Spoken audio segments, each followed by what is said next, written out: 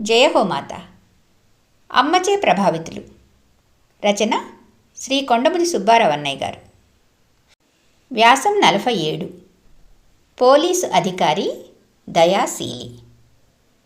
అమ్మా, నీ సన్నిధి చేరాకనే ఇందాక దేవులాడినా దొరకక ఎక్కడో దాగిన పరమాత్మ పరమాప్తుడై, సన్నిహితుడై, హితుడై, ఆత్మబంధువై, అనురాగ సింధువైపోయాడు.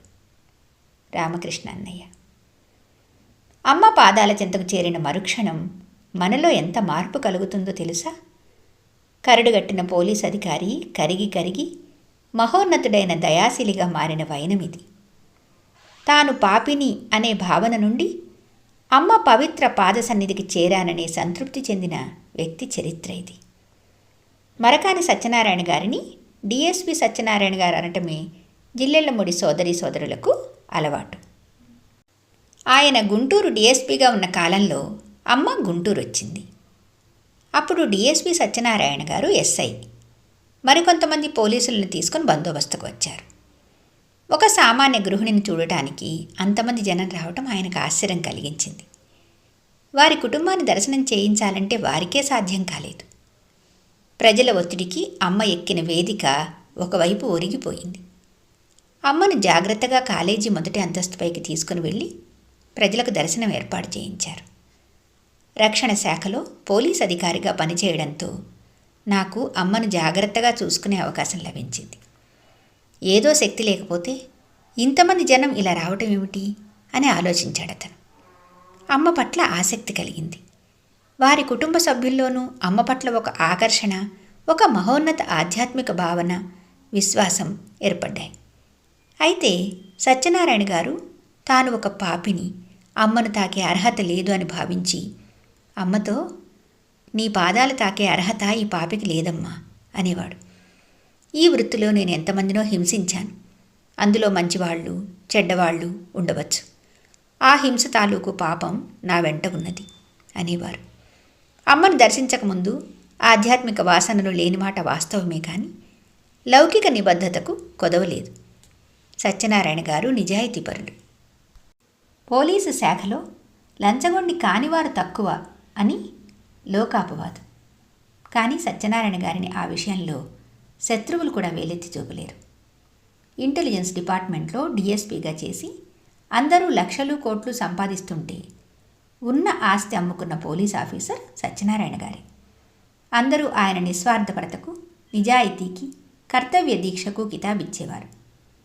రౌడీలకు సింహస్వప్నంగా చెండ ప్రచండుడుగా పేరుపడ్డారు.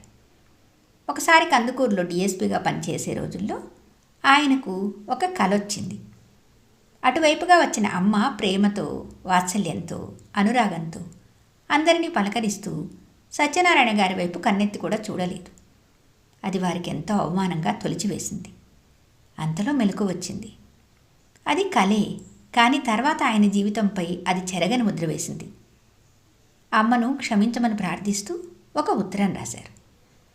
ఆ తర్వాత ఆయనలో అమ్మ తెచ్చిన మార్పు మరో మార్గానికి మళ్లించింది ఆయన జీవితాన్ని. ఆ తదనంతరం ఎవరినీ ఆయన హింసించెరుగరు. అమ్మ దృష్టిలో పాపులు, దుష్టులు అనేవారే లేరు. తప్పించుకోలేకనే ఎవరైనా తప్పు చేస్తారు అనేది అమ్మ.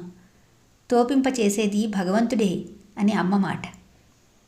అయితే ఎవరి బాధైనా సహించలేని అమ్మ సత్యనారాయణ గారిని కూడా ఇతరులను బాధించి తాను బాధపడే పని నుండి విరమింపజేసింది.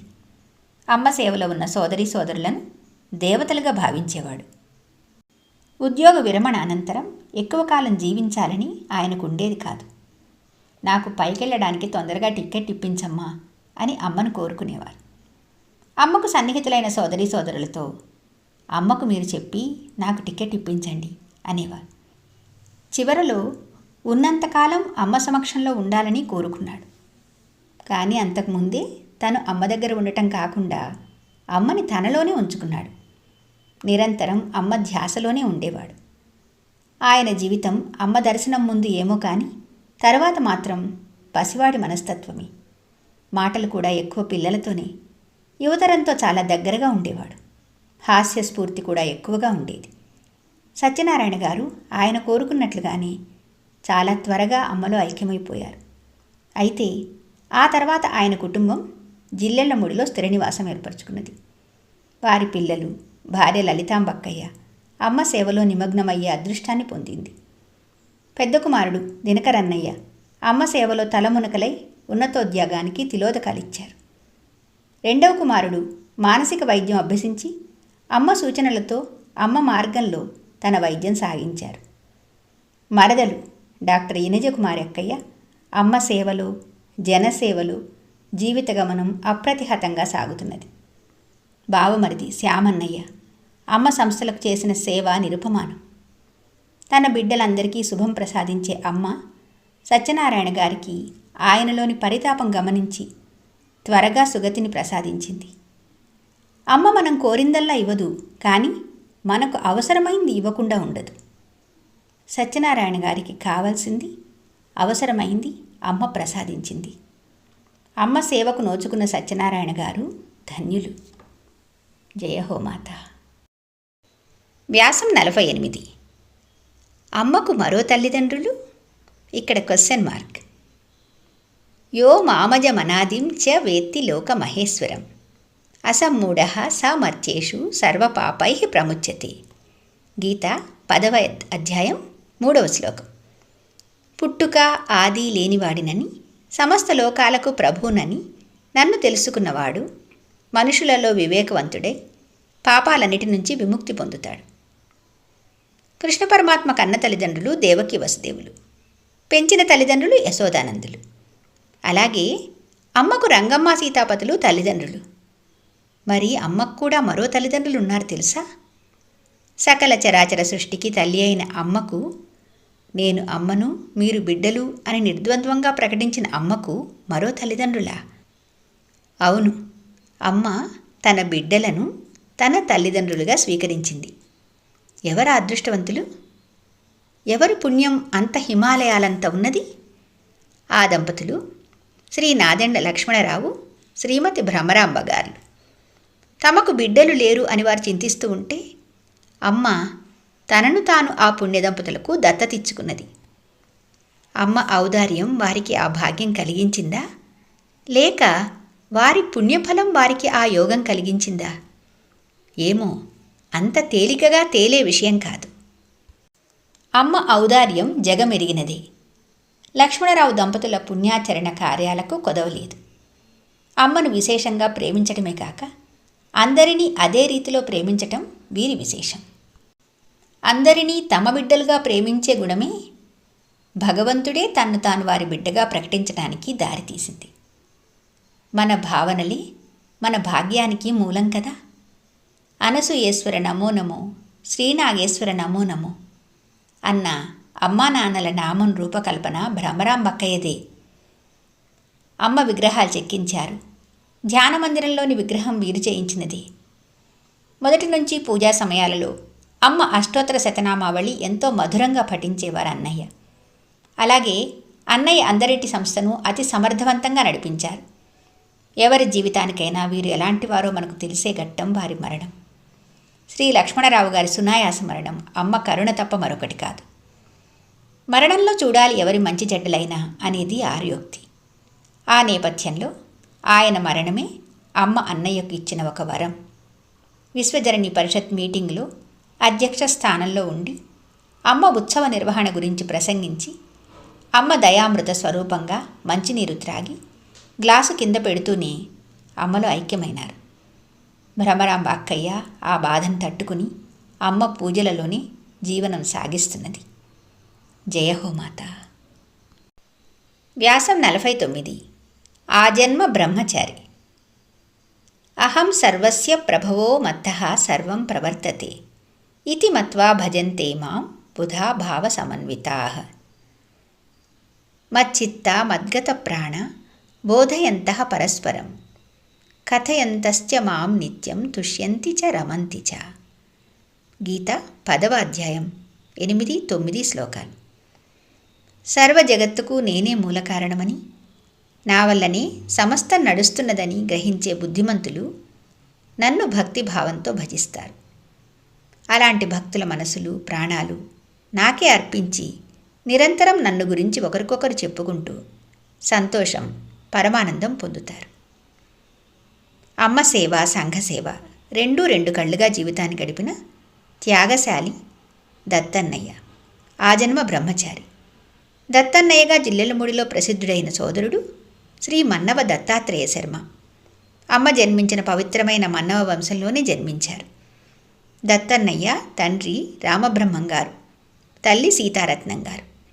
ఆమెను అందరూ పుల్లమ్మ అని పిలిచేవారు. దత్తన్నయ్య 6 సోదరులలో చివరివాడు. ఆయన తండ్రి రామబ్రహ్మం గారు రామభక్తులు, వాసుదేవస్వామి వారికి సన్నిహితులు. రామబ్రహ్మం గారు అమ్మకు పినతండ్రి వరుస. అమ్మ తండ్రి సీతాపతి తాతగారి తండ్రి రామబ్రహ్మం గారి తండ్రి అన్నదమ్ములు. రామబ్రహ్మం గారి అక్కయ్య లక్ష్మీ నరసమ్మ గారి మనవడే కొండముది రామకృష్ణ అన్నయ్య. అలా మేనత్త గారి ఊరైన అప్పికట్లకు తరచూ వచ్చేవారు. మరిడమ్మ తాతమ్మతో పొన్నూరు నుండి మన్నవ వెళ్తున్న అమ్మను తాతమ్మను వాసుదేవస్వామి వద్దకు రమ్మని పిలిచారు రామబ్రహ్మం గారు. తాతమ్మ నేను రాలేను, అనసూయను తీసుకెళ్ళమంటుంది రామబ్రహ్మం గారితో. ఆయన భార్య పుల్లమ్మ గారు సరే పిల్లలెత్తుకోవడానికన్నా ఉంటుంది పంపమంటుంది. అలా అమ్మ వాసుదాసస్వామిని దర్శించి వారికి రామునిగా దర్శనమిస్తుంది. ఆ రామబ్రహ్మం గారి చివరి కుమారుడే ఈ దత్తు అన్నయ్య. మన్నవ రామారావు దంపతులు అమ్మ వద్ద కొంతకాలం గడిపారు. ఆ రోజుల్లోనే రామారావు గారు 1957లో దత్తన్నయ్య పెద్ద అన్నగారికి ఉత్తరం రాశాడు అమ్మ మహిమను గురించి. ఆ తర్వాత అమ్మ వద్దకు దత్తు అన్నయ్య రాకముందరే దత్తుకు అమ్మ ప్రకృతిని జయించిన ఒక మహత్తర శక్తిగా హృదయానుభూతిని ప్రసాదించింది. అప్పికట్ల రామకృష్ణ అన్న ఇంటికి వచ్చి అక్కడి నుండి మొదటిసారి జిల్లెలమూడి వచ్చాడు. రెండవసారి 1960లో వచ్చారు. పూజ చేస్తుంటే అమ్మ శరీరంపై వివిధ రకాలైన దేవతా యోగముద్రలు పడటం చూశాడు. ఒకసారి వాళ్ళ నాన్నగారు రామబ్రహ్మం గారు ప్రసాదం పంపమంటే అమ్మ కుంకుమ పొట్లాలిచ్చింది దత్తుకు. వాళ్ళ నాన్నగారికి ఇస్తే అది కాస్త పటిక బెల్లమైంది. అలా విశ్వాసం ఏర్పడిన దత్తన్నయ్య గారు వారి తండ్రిగారి మరణానంతరం వచ్చిన ఆస్తిపాస్తులు తెగనమ్మి ఆ సొమ్ము అమ్మకే సమర్పించి తన భారమంతా అమ్మ మీద వేసి నిశ్చింతగా గుండె మీద చేయి వేసుకున్నారు.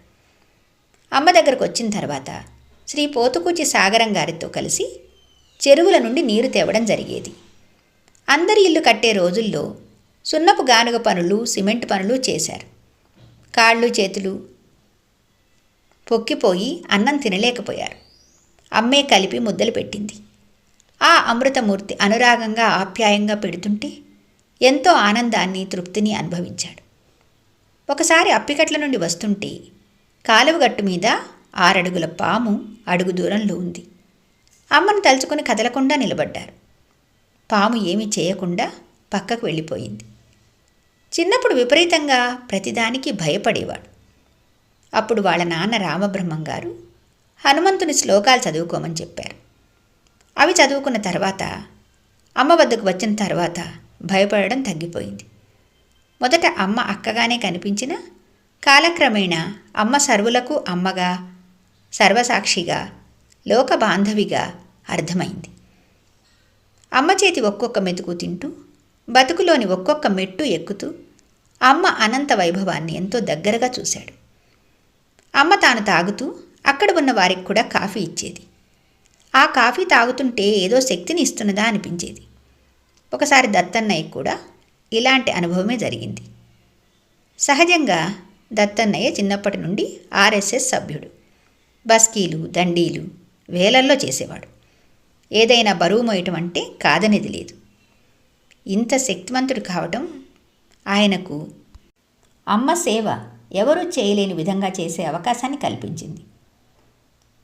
అమ్మకు కావలసిన నీళ్లు తేవటం, అవసరమైతే అమ్మ స్నానం కొరకు వేడివేడి నీరు నిండిన గుండిగలు అమాంతం పైకి మోసుకెళ్లడం, అమ్మ బిల్డింగ్ నిర్మాణానికి రాళ్లు మోయటం, ఇలాంటి పనులు చేయగలగడం తటస్థించింది.